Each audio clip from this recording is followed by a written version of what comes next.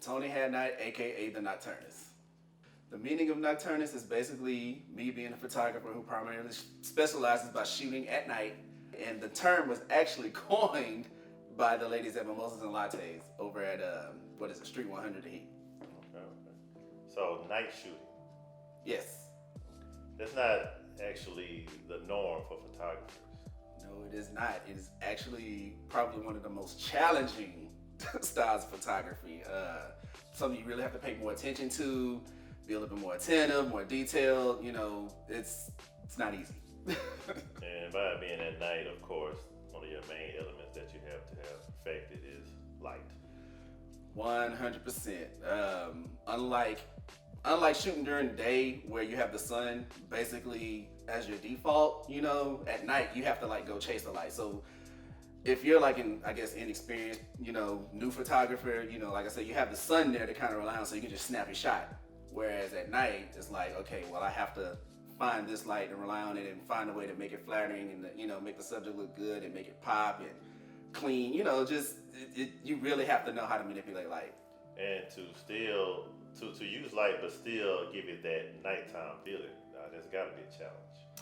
This is where photography 101 really comes into play, you know, knowing how aperture works, knowing how shutter speed works, knowing how ISO works, like all those things, all those different elements you have to set a certain way in order to be able to pull off the shot the way you want it at night. Looking for light sources, that means you catch, since we're in Houston, downtown. Right. Houston, downtown. That's probably my biggest playground.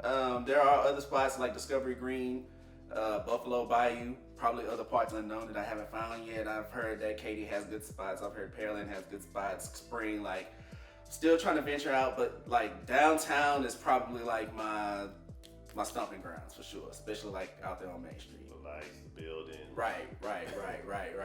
Real festive now. Absolutely, 100%. Like, what got you into photography in the beginning? And like, what age were you? So that's a funny story to tell because I was first introduced to it way back in high school. Lord, how many years ago was that? Like 17 years ago. But no, I took a photography class back then. This was, of course, before digital and all that stuff. So we were using film and darkroom. Wow. But at the time, it was just an elective. You know, it was just like whatever. I needed a credit to get out of high school. Mm-hmm. So of course, let's fast forward 15, 16 years. I got into making custom T-shirts, like my own T-shirts for myself, and I was like, well, I want to start like putting these T-shirts out. So in order for me to be able to do it, I have to get models wearing those shirts. Right. And in order for me to do that, let me go ahead and just get a camera. I didn't want to go through a third party or a middleman or anything like that. You know what I mean? Mm-hmm. So that was the kind of thing. Just so happened that Christmas, my wife ended up buying me a camera. Right. And then when I got the camera, it just kind of went from there. I bought a $5 course on Groupon for photography to basically like learn the basics and fundamentals on how to work it out and all that good stuff. And man, ever since then, I just kind of went from there. Okay, so from you learning photography, when did it switch to doing nighttime photography? I did it backwards. So like when I learned the basics of photography, I've always heard that the challenge was always in low light. So it's like, all right, let me go ahead and learn the night stuff first. So like me and one of my friends, we just go out and shoot like downtown, the buildings, the city. You know, just learning how to kind of use the shutter speeds and all that good stuff. This is daytime or nighttime? This is at night. Oh, this is at night. Yeah, I started at night. So I would, like I said, I would just go out there and just shoot whatever the case may be. And then it got to a point to where I kind of started getting the confidence to start doing portraits and working with people. And then once I started working with models, man, I think I did one shot at Discovery Green with this one model, and I put it on Instagram and it just took off. And I was like, okay, this is it. That's your niche, right? Right. Wow. So you really you did the hard stuff first. Right. It was crazy because it backfired on me. Because like I learned how to shoot at night and I became real good at it, but when it came to shooting during the day, I struggled. So I had to like relearn photography all over again. Like, what's wrong with him? Yeah, just to become a more well-rounded photographer. Wow. So you went to get modeling, graduation portraits, family portraits. It started It actually started, there was this one lady whose daughter was a model, and she had asked, like, hey, how much does it cost me to do a photo shoot? And I was like, well, I'm not comfortable with it, so I did it for free. I was like, hey, look, I'll just do the photo shoot for free because I'm still trying to learn. Get your feet wet. Yeah, get my feet wet. And so we started like around maybe just before dusk or whatever the case may be. And then we just kind of ventured on to the night. I can't remember how long the shoot went. I think it went for like 5 hours. So we started at like 5 o'clock and didn't end until like 10. And I mean, if I could, going back looking at them, I'm like, But then at the time, they were fire. I mean, and that's just kind of how it all went, how it started. So it worked out anyway. Yeah.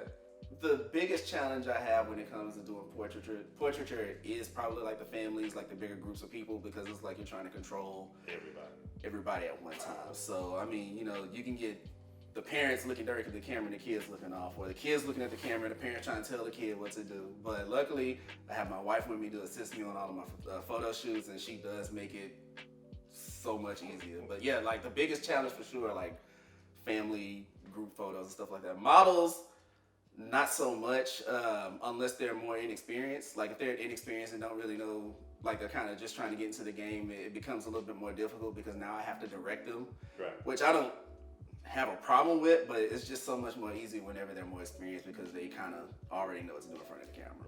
Well, we can't forget that the ones that are experienced, they're real serious and iffy about their shots. Like, oh no, it's wrong. You need to do it like this. Whenever I am working with models, they're usually thoroughly pleased. I mean, every now and then it may be like a flyaway hair or something like that. But as far as like the pose and the angles and stuff like that, I mean, they kind of get out there. I let them do what they do, and of course I go through and pick the best shots. And right. It's pretty much everything from there. So. Okay. Any placements for some of these photos, like a model that had a shot you did and it was placed in a magazine? Yeah, several times. The first time my work has actually been published in a magazine was with this model. She's actually one of my favorite models. Shout out to Kennedy Alexis. We were out at Discovery Green, and when the photos came out, a magazine out of there saw the shot, and they were like, hey, we want to feature these in the magazine. And so she was like, yeah, let me just see if the photographer's cool with it. And it was like, let's get it published. So. Well, now we do got to speak on some of your work, and you not getting the credit you deserve. Ooh, man. Yeah, man. You got to be real careful when it comes to those models. That's more of a collaborative thing, which is something that I used to do a lot when I was first starting out.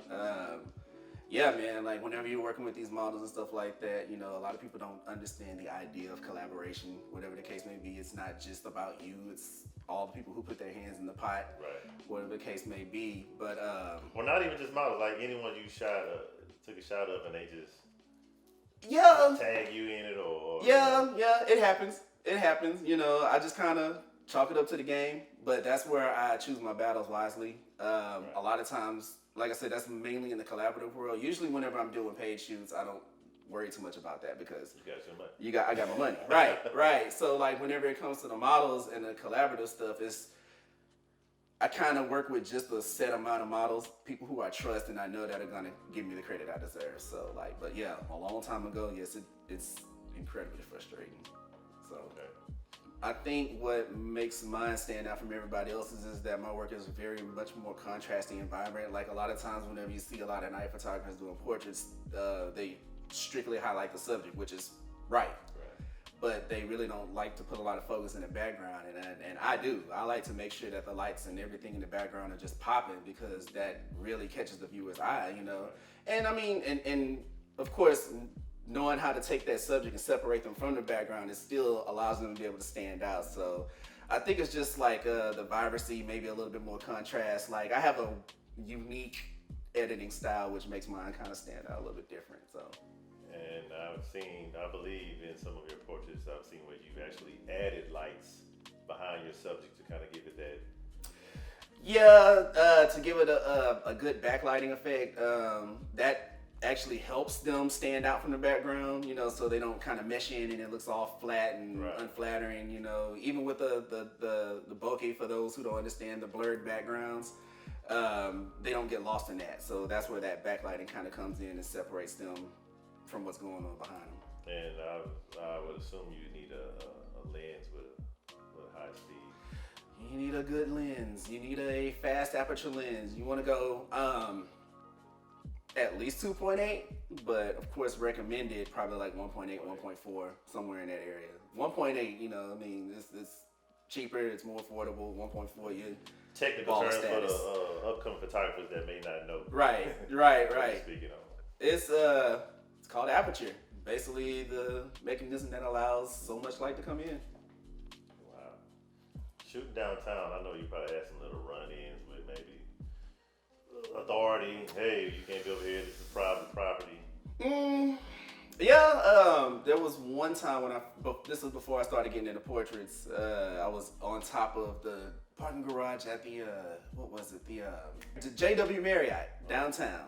It's right there on Main Street, and me and a buddy of mine, we had gone on top of the garage, and the guy was like y'all can't be here. So, which was funny because like my best shot came from that night. So, I mean, I've had that, but as far as running around downtown itself, I don't really have a lot of run-ins with any authorities. It's more or less like I don't know how to call them. But the people, the downtown residents. The downtown residents, yeah, them I run into all the time. They curious. They want to know what you got going on. They want to know what's going on. I've had one slight horror story from over there. You got to spill some of that too. Okay, so I was actually doing a photo shoot for a magazine. It was a collaborative effort, and I had got a model, I had got a makeup artist, I got hairstylists, like all these different people involved, or whatever the case may be. So it was me, my wife, a videographer, and a model, because everybody else had done their job. They were done. So we hit up Main Street, and of course, fashion magazine, the girl's very scantily clad. So I had her up against the wall, posing or whatever, and this one guy comes, and he's like, standing there. I mean, he sees the gear, lights, whatever the case may be, which is natural. People are going to stop and look. Right. But he saw it, and he just stood there for like 30 seconds.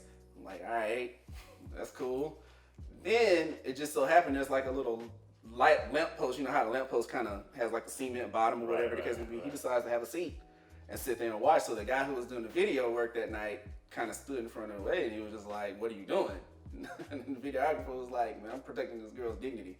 Mind you, you said she was scantily clad, right, okay. right. Yeah. But he was like, I'm trying to protect this girl's dignity, we're being professional right now. Right. And so the guy got mad and walked off. He was talking a lot of mess and just left. So basically y'all were in his domain.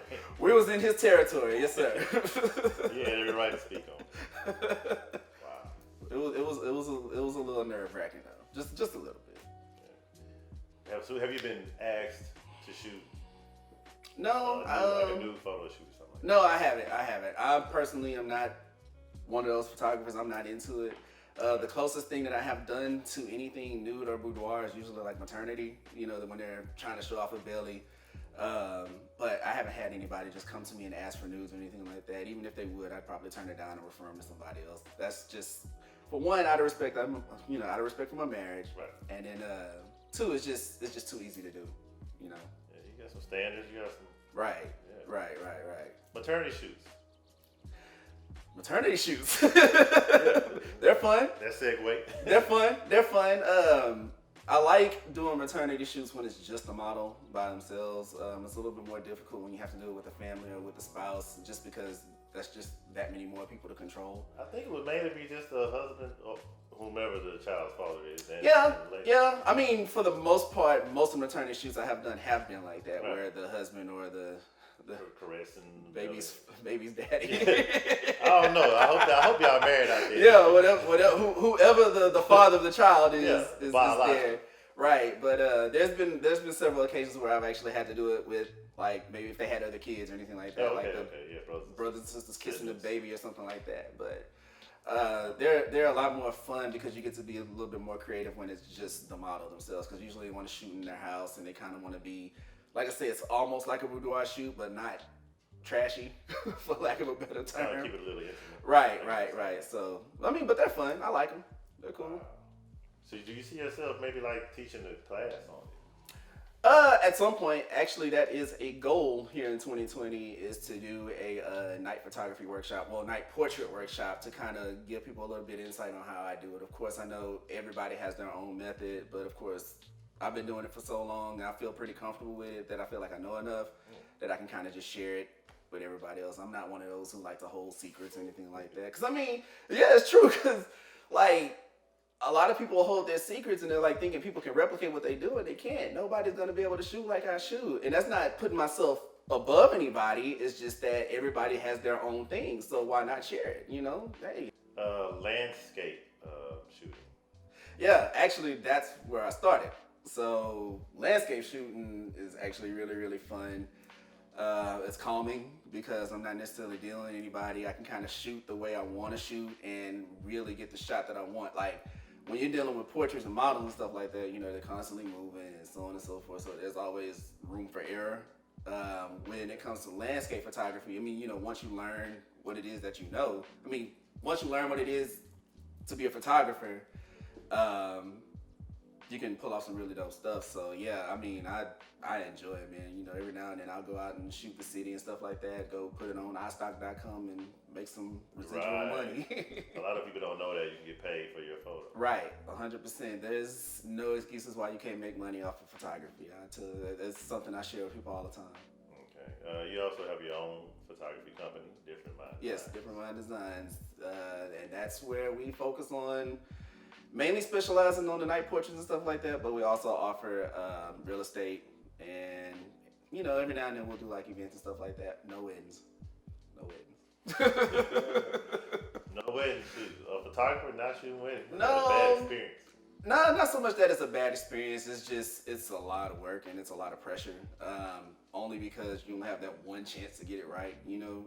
And so if you mess it up, if you mess up that shot, you basically just like messed up that person's moment, you know? And that's something that they have to deal with, you know? And you have to, it's just, it can be a nightmare. And on top of that, you have to be really stern to be, I personally think you have to be really stern to be a wedding photographer because not only, you know, are you dealing with the pressures, but you know, when it comes to like getting the family photos and stuff like that, you have to control like 30 people at a time. And where's the broomsman? Right. And not only that, like you have to kick people out the room. They don't want to get kicked out the room. And then of course, this day and age with cell phones, people want to take pictures during the wedding. So like while you're working on the edits and stuff like that, they're already done put the shot out the night of the wedding. Auntie, right.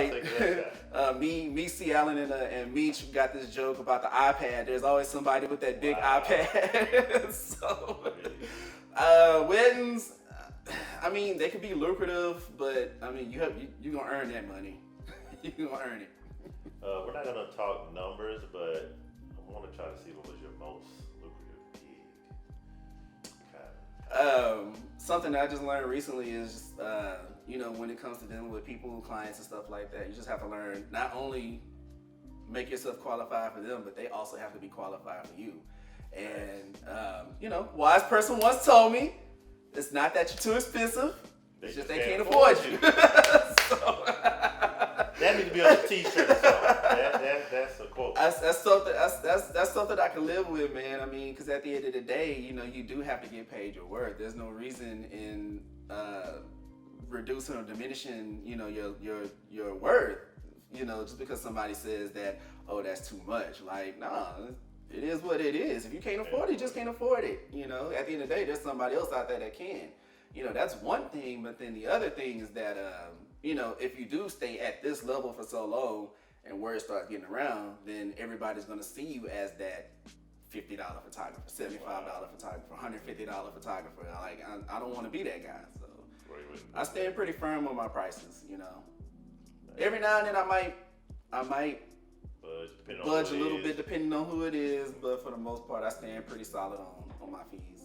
As you should. Oh yeah, yes sir, absolutely. Balancing photography with your personal life. Yes, it's not easy. It is a grind, but you know, photography. If you really want to go forward with it, it's something that you have to love. You know, you really, really have to love it because it's something that you have to commit to. For one, photography, it's not necessarily the most. It's not cheap. You know what I mean? You know, to get into it and really try to make a living off of it. You know, the equipment. You know, as you know, being a videographer, filmmaker, it doesn't come cheap. It's very expensive, and yeah, man, it's not easy. Your most expensive piece you ever purchase, maybe be it a lens or a camera? What was the price taken on? You can say that. Okay. Let's just say that my most recent camera body is probably about the same price as a cash car. Okay. Yeah. So we 4 digits. Yeah. And don't even get me started. I think some of the lenses cost more than the camera. So I don't usually even being having a full-time job, I always try my best to try to work around my clients as best as I can, whether it's leaving a little early, within reason. And that's real nice to stack up on those vacation days, if you have to do that. But of course, I always try to keep everything roughly around that weekend kind of thing, which usually works for most people anyway, because everybody's only available during the weekend. So. And then I guess shooting at night is great for you. You work in the daytime. 100%, and that's the beauty of that, because a lot of clients do see, or potential clients, they'll see that work and they want to say, oh, I want to get that shot. So yeah, weekdays are open 100% for that, if I don't have anything booked already. So well, you're in demand. A little bit. Nocturnist is in demand. Yes, sir. Main staff is to go full time. We're just trying to drive in as many clients as we can. Not so much as many clients as we can, but I want to get clients that I know that I can trust, clients that can trust me, people who can depend and rely on me, who are willing to understand the value that I offer. And you get so many of those, man. And with the prices that I have, all we gotta do is just fill up the calendar for the year, and we're good. Okay, we're gonna wrap it up. As far as anyone trying to get involved in night shooting, like what small little jewel can you offer? Man, to be honest with you, man, it's just practice. For all those who are veteran photographers, I would just say that if you're trying to venture out into the night thing, just take your time, slow it down, understand what you're dealing with here, because it's not exactly the same as shooting during the day. But for those who are just getting into photography altogether, learn the basics of photography, the fundamentals. Again, learn ISO, learn shutter speed, learn aperture, learn all these different things, the basics of photography. Get out there and just practice. I think if you practice, you'll get it. And then on top of that, you'll. I'm not gonna say that you'll never be a master, but there's always room to learn. So don't close yourself off and think that you know it all. Just practice. Right. Allen Iverson. That's a key word. Practice? Yes, 100%. Okay, where can they find all your work? So they can differentminddesigns.com? Yeah. You can catch me on my website at differentminddesigns.com. I am on Instagram at differentminddesigns, Facebook at differentminddesigns, and Twitter at dminddesigns. Okay, and the Nocturnist, that's the Nocturnist on Instagram is a separate page. That's more of a persona thing. That's my more media side of myself. Gotcha.